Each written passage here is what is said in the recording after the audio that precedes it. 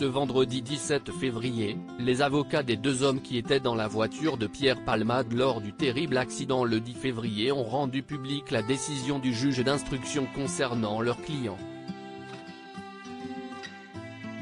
Dans la soirée de ce vendredi 17 février, Pierre Palmade a été mis en examen et assigné à résidence, sous bracelet électronique, dans un service d'addictologie, suite au dramatique accident survenu il y a une semaine, le 10 février.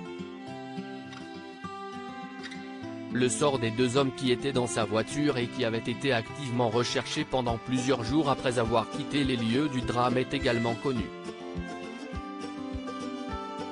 Nathalie Fontenot, l'avocate du premier passager de la voiture conduite par Pierre Palmade, a annoncé que son client n'était pas mis en examen. Il a toutefois été placé sous le statut de témoin assisté. Il est reproché à mon client la non-assistance à personne en danger, a déclaré l'avocate.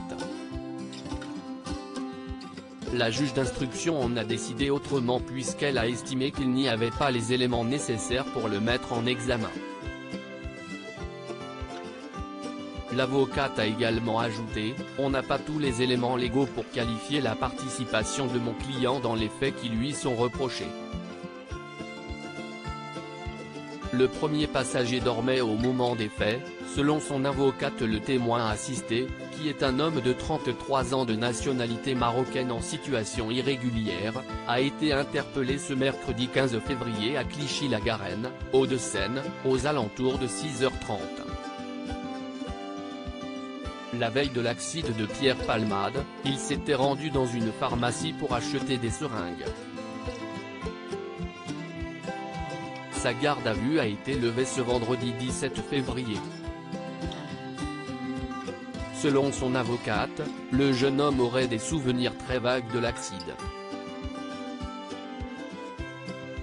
Celui-ci dormait au moment des faits. Face aux journalistes, Nathalie Fontenot a souligné que le passager est un très bon ami de Pierre Palmade et qu'ils se connaissent depuis plusieurs années.